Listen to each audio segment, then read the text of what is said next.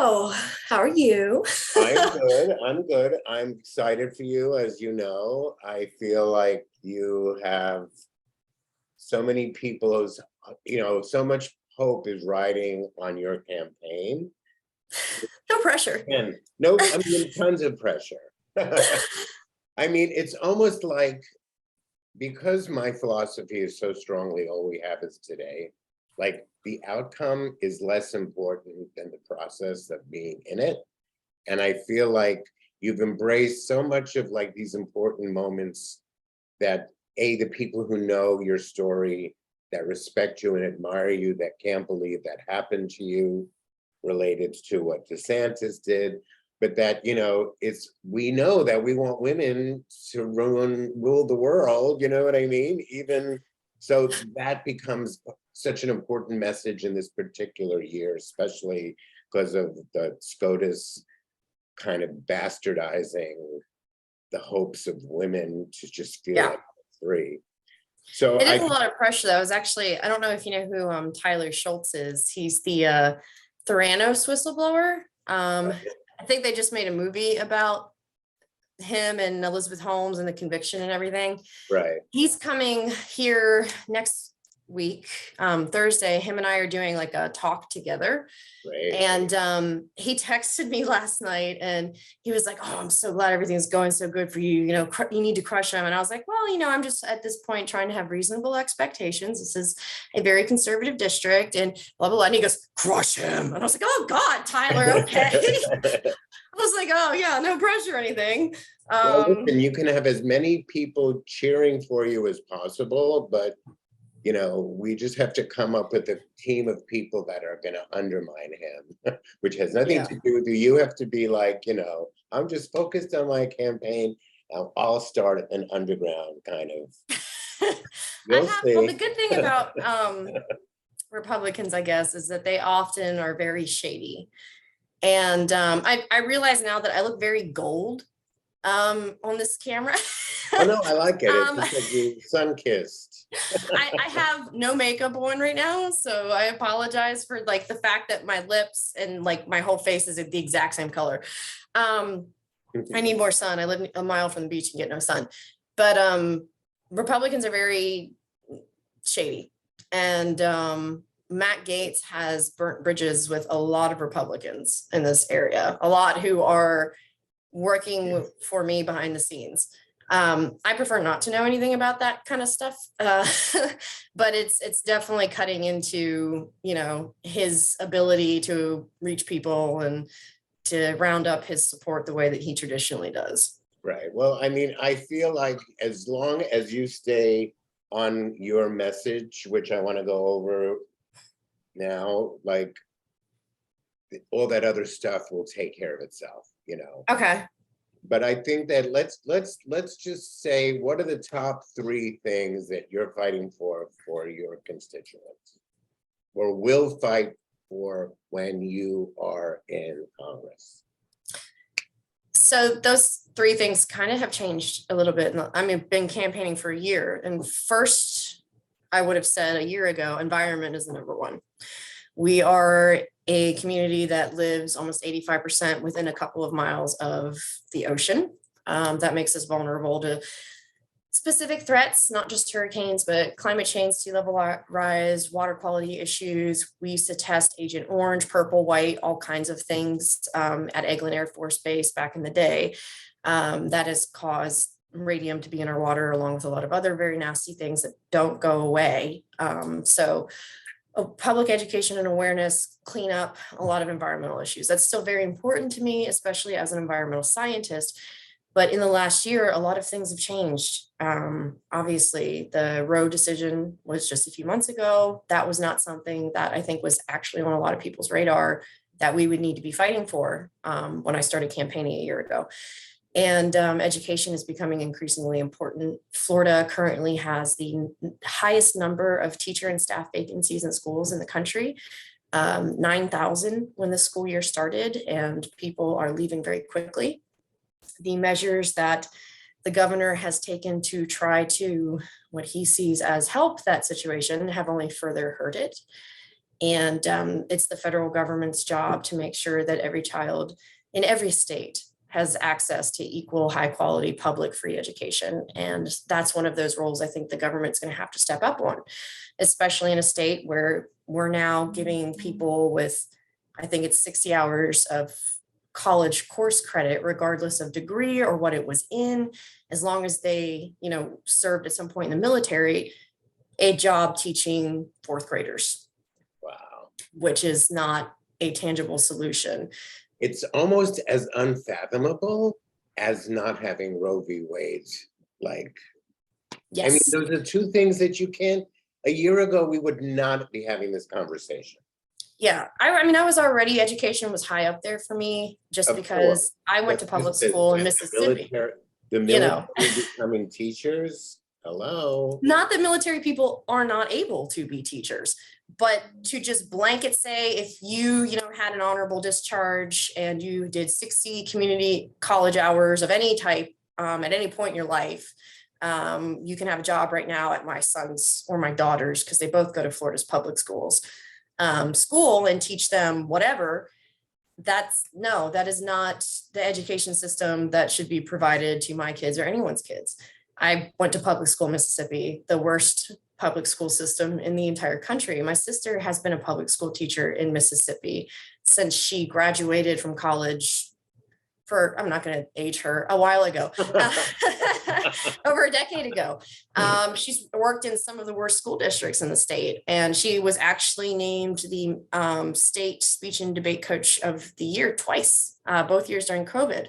I stepped up to fill this role that both the state and the federal government failed to do during COVID, and report in a systematic way and comparable way across states COVID cases for teachers, staff, and students, because apparently nobody in the education spectrum was interested in doing it. And that, to me, I said this probably on every interview I ever did, that shouldn't fall to me. That there should be systems in place. I'm sure somebody at the Department of Education, granted it would have been under Betsy DeVos at that time, propose, hey, maybe we should do some reporting on COVID in schools. And it never happened. Me just sitting at my living room in Tallahassee in a townhouse was the one who managed it. I got a lot of help from Google and FinMango, which is a literacy nonprofit, but that's insane. We have treated teachers like crap, and they're leaving, and we're like, oh my God, why do we have all these vacancies? Right. Florida's third from last in average teacher pay in the entire country. That's insane. I realize there's got to be a bottom, but I'm used to a state like where I grew up being bottom, and it is bottom actually, but Mississippi is. But it's, and then they're like, why do we have all these vacancies? Why can't we actually fill our schools with qualified teachers? Well, you don't pay them. And for the last 2 years, you've been waging wars on teachers and staff who didn't want to die during COVID because you forced them to go back face to face. And lots of them did. The first known school employee to die in our state was actually here in my district in Milton, Coach Joe. He was at Milton High, and he was the first one to die. Got sick at a July 4th party, was hospitalized for a period of time, then was literally in his car on the way home from the hospital when he suffered a catastrophic heart failure from COVID. And I think that's the other thing people miss, because I was the data and numbers person. It was always more than data as a number. I can still name off every child that died in this state. And those were real people. The first known one to die, and I'm sure there were others that were missed, was right here. And we had a congressman who was wearing a World War II era toxic gas mask through Congress, making fun of it. And I remember that. Yeah, it's insane. And it's hard to be shocked or to pretend to be shocked that we can't get qualified teachers in the state of Florida when Georgia has such better benefits for being a teacher, and all they have to do is right across state lines. Right. So see, for me, the problem with people is when you disrespect someone, which boils back down to disrespecting women by taking away their choice. Yeah. Respecting teachers. So DeSantis is just disrespectful. He disrespects people of color. He disrespects gay people. And I think that that is the most important lesson that we all have to learn, is respecting one another. And if you're like making policy based on disrespecting, that just can't be a winning strategy for him. Well, that's been the last couple years, but it's hard to argue that there hasn't been a national movement to dismantle public education going on much further than that. My son actually spent years 2 through 6 in Louisiana. And if you want to see what happens when you allow a charter school system to run rampant and completely destroy public education, that's where you go, because it is that bad. Baton Rouge, New Orleans are notorious for being these charter school kind of experimental cities, and it's horrible. It's absolutely horrible. And it's theft. It's theft of public funds to go to private, oftentimes parochial religious schools. And that needs to stop. It's theft. It's public theft. So how do you, so you, like, out of curiosity, which one of the committees have you thought you'd like to get on?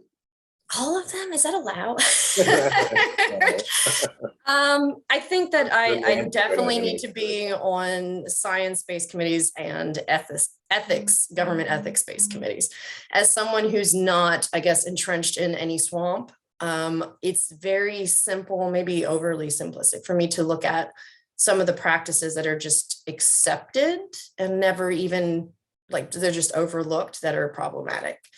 And I want to be the person who has nothing to do with any of this, being like, no, we don't like that you do that. You need to stop doing that, and hold people accountable for it. A lot needs to happen to make that actionable. Citizens United needs to be completely just destroyed.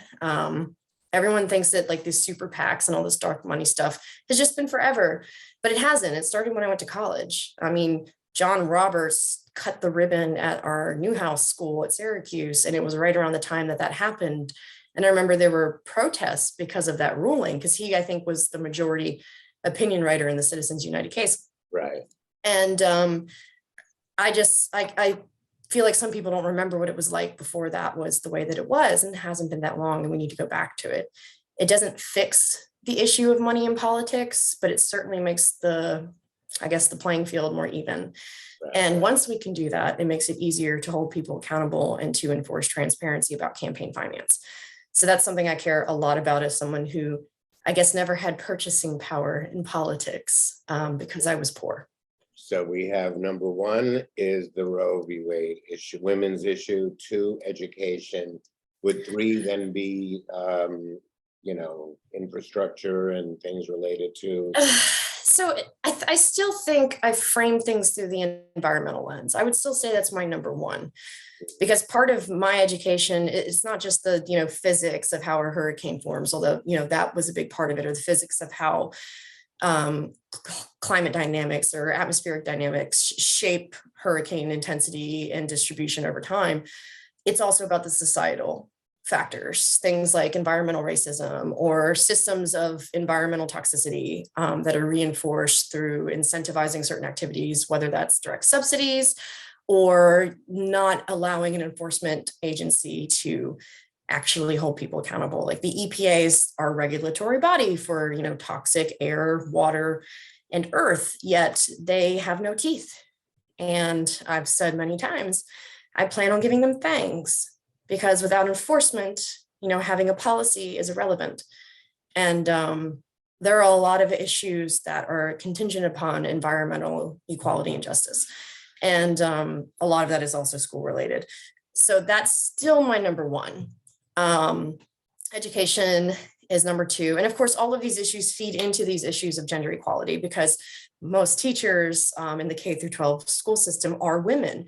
There's a reason why teachers are chronically underpaid, and so are nurses and other careers that are predominantly women.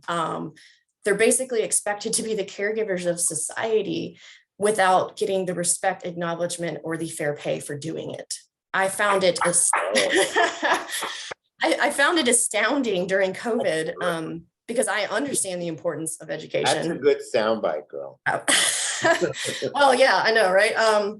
But it's true. And I was like, I remember commenting so many times, I was like, teachers are selfish, lazy, Who said that? overbearing. Well, that was kind of the attitude that Florida was giving towards teachers who didn't want to die during COVID. And I was like, they're these selfish, lazy, people. And here's my child. Please watch over their well-being for 8 hours every single day of their life, which is a third of their life, half of their waking life. And I'm going to send them with you, who I hate. That made no sense to me whatsoever. I was like, you are attacking these people who are raising your children with you, whether you like it or not. Kids sleep like, as they get older, less, like 8 hours a day. And they're in school 8 hours a day, and they're home with you 8 hours a day. It's like half of their life is spent with these people that you are entrusting with your child, not just to watch, make sure they're safe and to feed them, sometimes 2 meals a day, but to teach them, to educate them, to not just teach them about, history and things like that, but to teach them ways of thinking, ways of challenging themselves and exploring what they want to do in this world. And you're constantly attacking these people. It's like having a nanny that you beat the crap out of every day. It's like, what do you think they're going to do to your kid? That's the person you entrust with your kid, and that's how you're going to treat them. It's just, and of course they don't take it out on the kids because they're good people.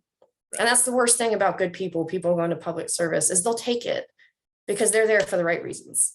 And that's unfortunate. But so that's probably the second one. And then I don't know, it's really hard because we have so many problems. Right. Infrastructure also ties into environment, obviously. A lot of that is through an environmental lens. Government accountability and transparency is a very big deal for me. That's what got me here. Because without it, there's no way of holding people like DeSantis responsible for the things that they do. Are you planning on doing or challenging Matt to a debate? We already have. He actually committed to showing to one and didn't. He just didn't show up. So I got to sit there. My daughter was next to me and she took his microphone for a few minutes. What about, but going forward, he's not willing to have a debate? He said he was, but we'll see.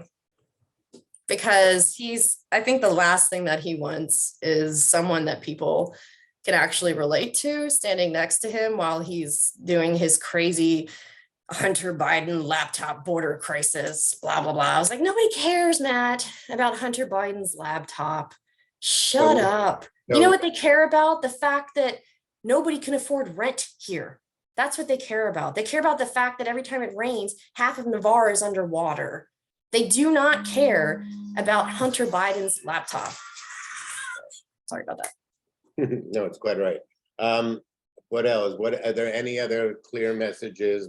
Like, what's your favorite slogan that you're running out with as part of? So there really is the two. So and I think they complement each other and they go in tandem. Good versus Gates. So I've made it clear the entire time I've running, this is not a Democrat versus Gates. This isn't even me versus Gates. This is about a movement of good people, good, hardworking people, families, saying this is not the kind of person that ought to be paid $175 grand a year to go up to Congress and do whatever he's doing. He's not a good person. And so all that are good are against him. And then, of course, the second one is Fight Like a Girl, which is more specific to me as a candidate in my journey here and why people can depend on me no matter what, no matter threats, intimidation. I certainly can't be bought. I don't really care about money. I love them both. I love Fight Like a Girl because it's such a double-edged sword. It's like you're fighting like a girl. And historically, gay people have been accused of fighting like a girl. And that's kind of what he is. So yeah, baby. I'm very careful as to speculate about other people's sexuality because you can be as careful as you like, girl. I'm telling you. I'm not asking you to say anything. I want you to be oh, yes, I'm just here to be good versus Gates. I'm going to be there going, yeah, well, she's fighting like a girl because she's fighting like a girl. Yeah, Gates seems like he'd slap people. Like if he were fighting, he would do this. Oh, yeah, yeah. And I'm I'm over here like. Yeah.